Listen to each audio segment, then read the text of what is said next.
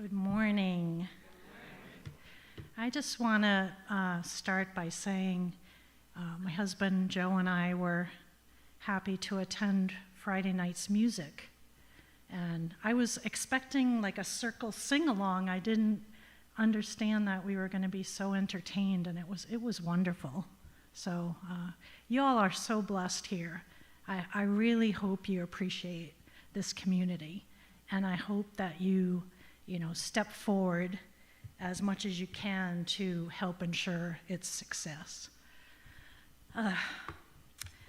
I was thinking as I kind of prepared for what I might want to share about how we at Unity hear this phrase in the closing prayer every week. Wherever we are, God is. But how many of us really own and claim that? And what would change in our lives if we did? So this is partly my own kind of testifying the power of owning that God is expressing as and through me, and encouraging each of you to let that power move you to a greater extent. So I'm going to be sharing message verbally and also through my art, which has healing properties. It was created in a space of love. There are fractals in it, which are also part of nature, part of our bodies, and can give us nonverbal healing. So why am I qualified to talk about God?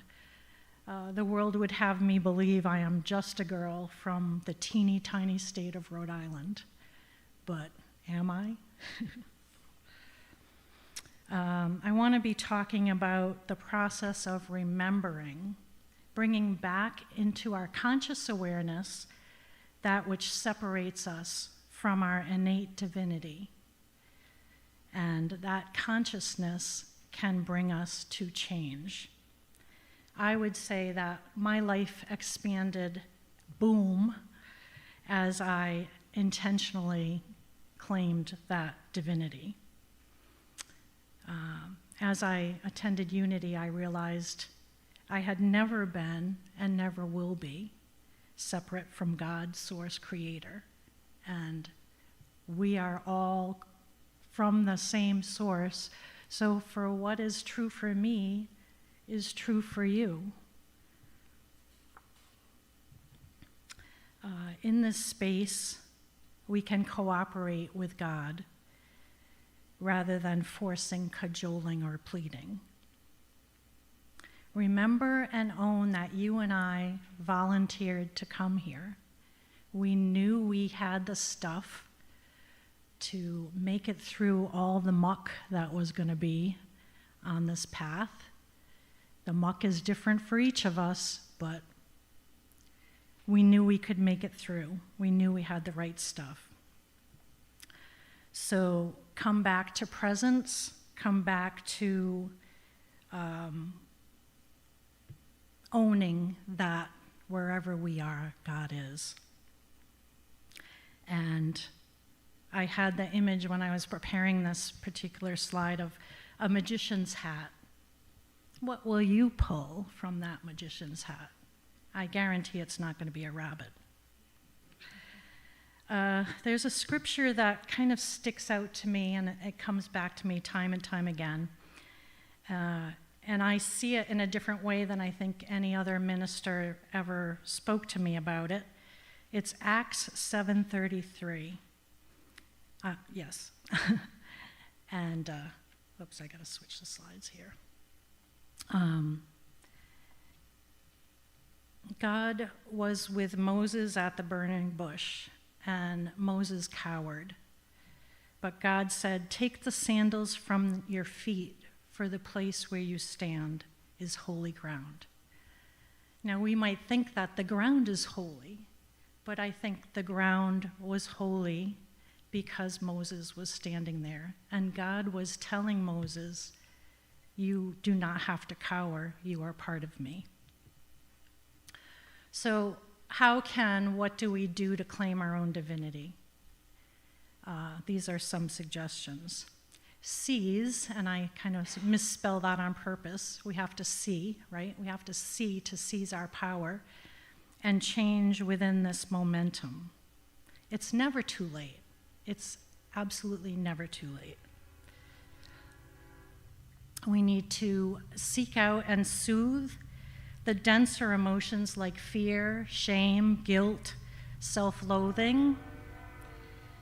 These create what I see as a static within the physical body and can kind of hinder the body's ability to self-heal. So it's very important to root out and illuminate these denser emotions.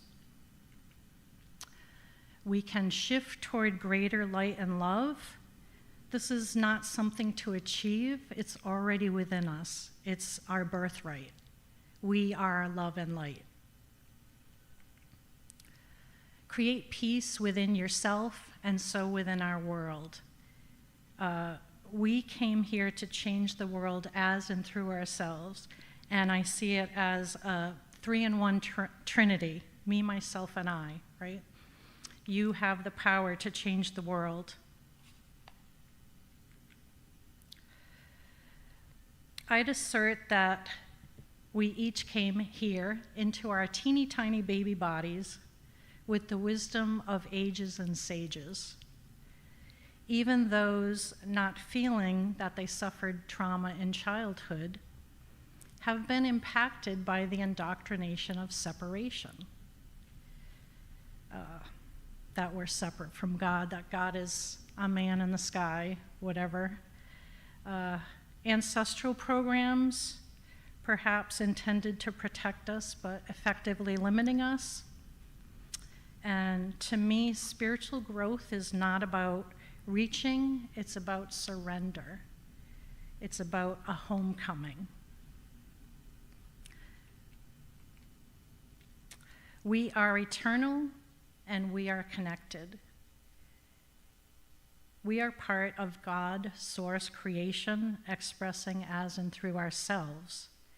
And life becomes a magical dance, I would say a happy dance, as we forgive and even celebrate everything, good, bad, painful, euphoric, that led us to this moment of presence, this moment of awareness, this moment of being.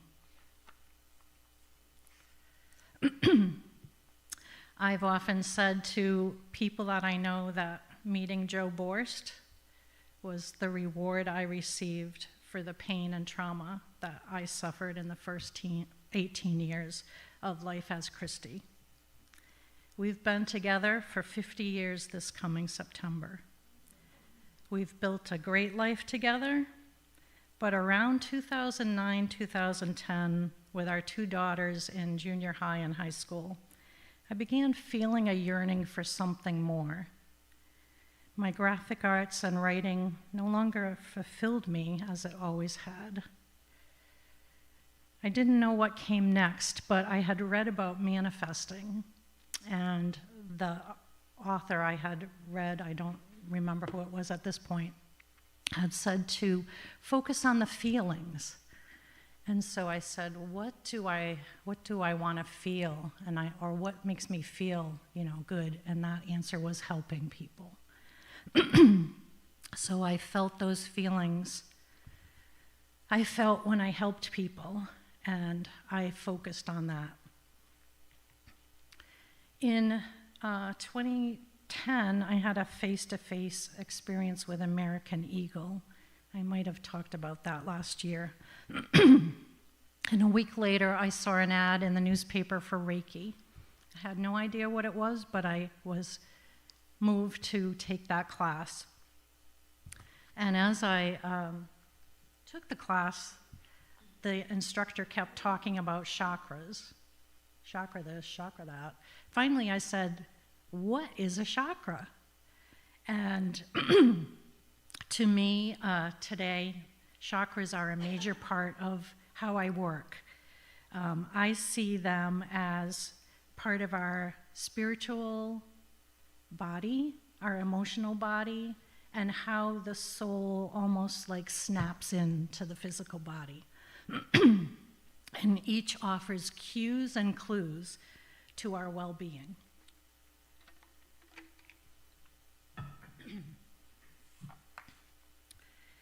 This intro to Eastern medicine led to a period of voracious reading and deprogramming.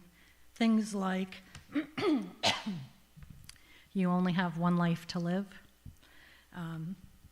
Charles asked me this morning about my tattoo. It's actually what I consider a spiritual mark to remind me of who I am and who I'm here to be when I had a waking memory of this other lifetime. Another one, our loved ones who have transitioned are lost. We are eternal. We are love. That love remains. Another one, our bodies are solid. This was a big one for me in being able to connect with my healing abilities.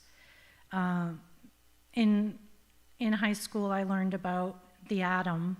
It's a neutron, protons, nucleus, but they didn't talk about the space around those physical parts. And now quantum science explains that we are 99.999999% space. And I believe that is the God space. Moreover, our DNA is not concrete, and that is why I believe some healing can take place by healing the ancestral programming that we've inherited emotionally. Emotions are like oceans meant to flow. Stagnant or stuffed emotions prevent the flow of chi or life force energy that enables our bodies to self-heal.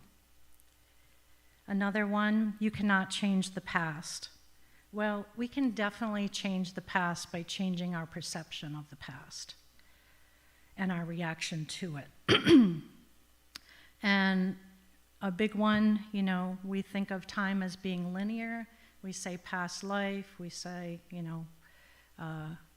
things happened in the past, but there is quantum entanglement and other quantum theories now that say that everything's happening at once. So that provides spiritual gateways to change the past. A huge factor in my return to my spiritual gifts was joining a unity in 2011. About a year after the Reiki training, I became initiated as a oneness blessing giver. This is a movement from Eastern tradition in which one performs a laying of hands. During that training, we were encouraged to go into meditation and connect with our earliest memory of pain.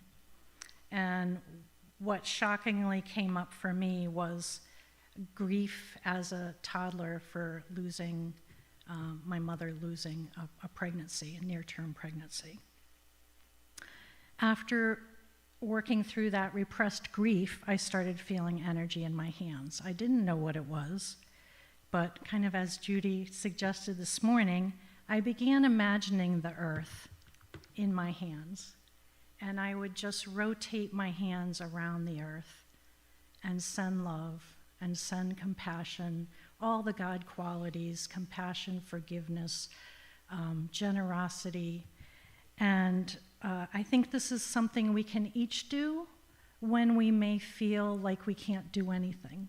We can always send our love into the earth and out into the world. So the Unity teachings, New Thought teachings, we all know them. I believe they're a gateway to freedom and sovereignty. God is omnipotent, present, past, future. There's a yin and yang, I think, in this world. Good and bad, happy, sad, challenge, opportunity.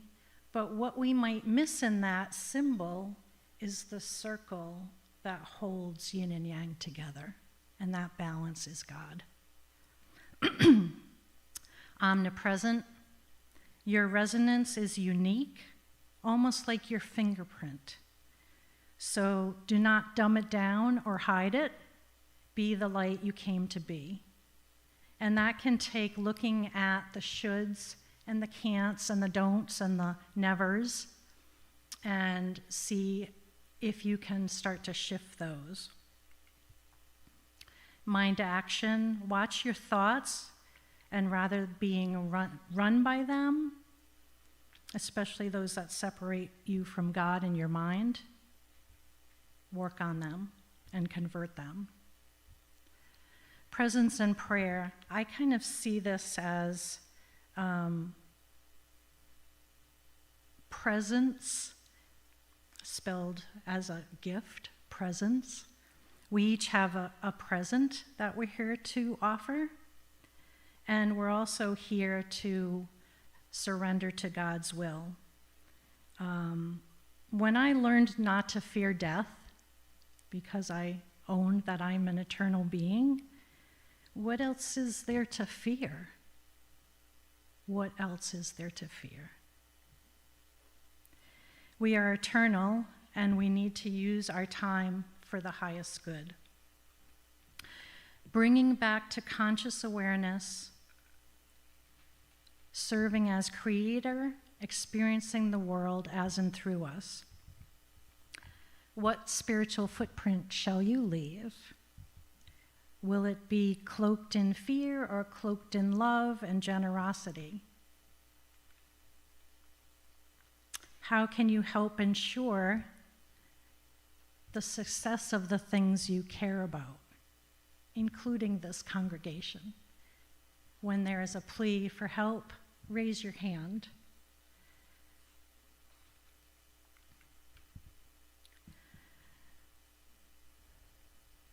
I want to just encourage you to join with me in a little process, a little mini meditation. You can have your eyes open. This artwork is Love to Heal, which I created when our youngest daughter, was in Boston, and she happened to be within a block of the marathon bombing. And she and her friends were quite upset, and I shared this image to them. You can look at it or close your eyes. I want you to just kind of think about the roles and titles you've agreed to wear, and consider how they might be limiting you. Also, shoulds, that was a big one for me. I was taught I had to respect my elders, even though my elders were not respecting me and were actually hurting me. So I didn't learn to set boundaries in the way that people in a healthy childhood home do. So I have to watch for that. I have to watch for when I need to set a boundary. Men can't cry, other cultural things like that. Your emotions need to flow, or they will get stuck in your body and prevent you from living your best life. And again, we can connect our energy in with the earth. The earth is a living being. There's a spiritual teacher, I guess I'd call her, named Suzanne Lee, and she describes Earth as a spiritual being having a planetary body. So when we start to think of the Earth as a living being, and we can connect in with that energy, her being supports our physical being. So how do we connect with guidance, insight from Spirit and God? How does it show up for you? For me, many times I hear, you need to, XYZ. And I've learned that I need to pay attention to that. For my husband, His happens a lot when he's driving. He might get a sense that he needs to slow down, or there might be an animal in the road. And usually, I think when Spirit speaks or these thoughts come as almost like a second person, you could add "you need to" it, we can pay attention to that. And the more we open, the more we show God and our higher realms that we're open to guidance, the more that guidance seems to come. But we have to be open. As we own our connection, again, we seem to become more connected. Beware that the mind might convince us to see impossibility and lack, because it can only see from point A to point B. But we have to allow for the magic of the universe. We have to open our hearts when our mind is telling us no. As we surrender and watch for guidance, we can begin to free fall to joy, bliss, and health. If Spirit is urging you to a new job, a move, a change in your relationship, a way of showing up, but you make excuses and stand mired in inertia, that message is going to come louder and louder and louder. And so I say, take the appetizer version. Realize that we can even become enslaved in whatever safety net we have, whether it's financial or, for me, I had a client that was mistreating me, and I finally said, I can't do this and be in my spiritual best self. And I can't say that I've replaced that money dollar for dollar, but my needs are met before I even express them. And that is the magic of the universe. Chaos. Ooh. Spirit says, the mischief makers have and will always be clanging their cymbals. It's a challenge to remain in peace, but that is what we came here to be at this time. There's power in that. There's power in knowing that we have a choice to be in fear or to be peace, to be faith. I think this has an overlay. Yes. I have faith. And faith to me means feeling assured in spite of so-called troubles here.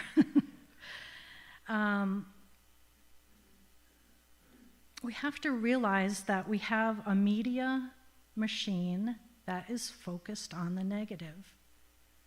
There's a wonderful story by Mr. Rogers about how his mother always encouraged him to look for the helpers. So we can be the helpers. See your vibe, your emotional state, as a commodity. Do you give it to fear? Even by fighting something, we are giving that our energy.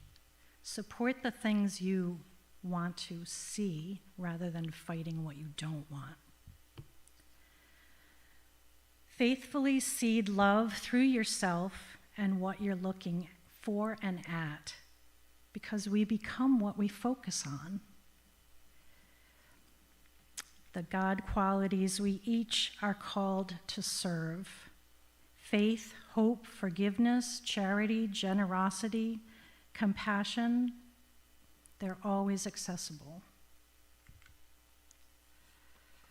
Love changes everything and everyone. Consider this. If you cannot love yourself and you are part of God, can you love God? Many people I work with say, I can't love myself. And I say, well, you can say, I'm learning to love myself. And we can go to the youngest aspect of our child self and love on that child who is surely in need.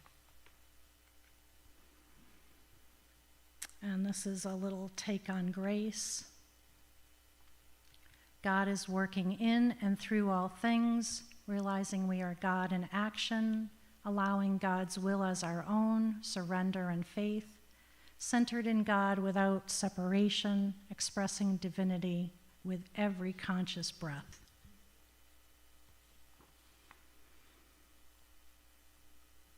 I didn't have a lot of laughter in my childhood. And it wasn't until I started deprogramming in that phase when I was at Unity that I noticed that I didn't really laugh out loud. And so I began watching YouTubes of babies and cute little animals so that I could get used to hearing my own self laughing.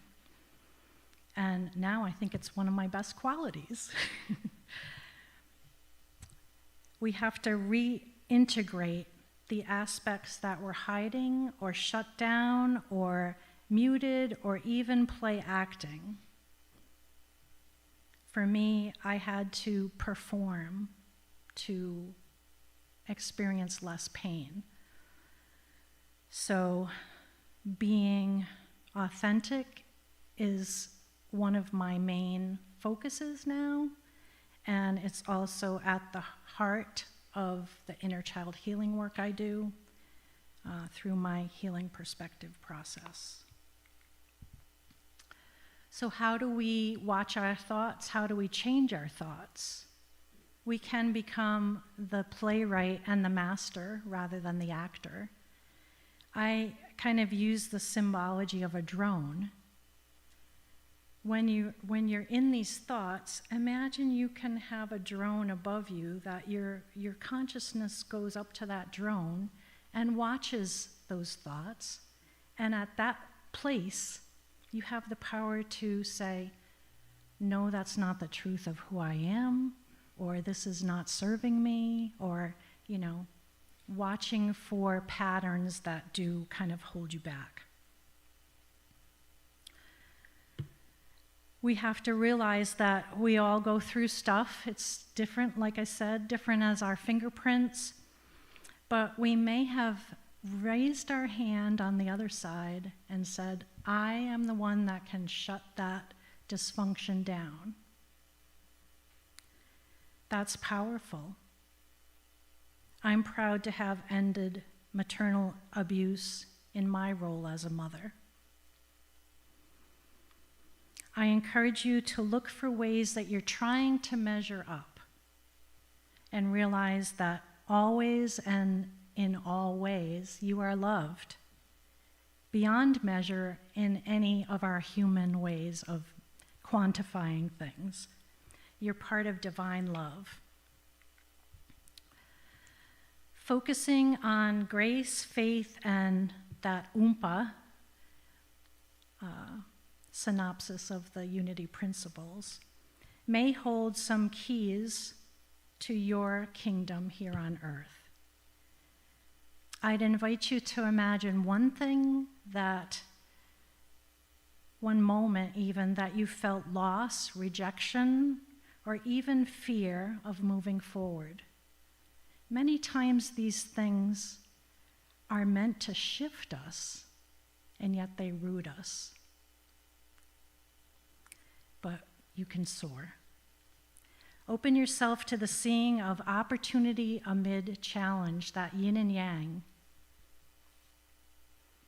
Fueled in the knowing that you came here, knowing you have everything you need. We've been in a masculine energy of do, achieve, compete, even overtake, I should say. And in 2012, we entered a divine feminine energy, which is more about being and nurturing. even men are divine feminine and divine masculine. I wish the Daily Word had reflected that. It matters not what body you wear, you're divine masculine and divine feminine, merging to the Christed self. You have the right stuff. Fly free, and I would say, free, free, free, we are free.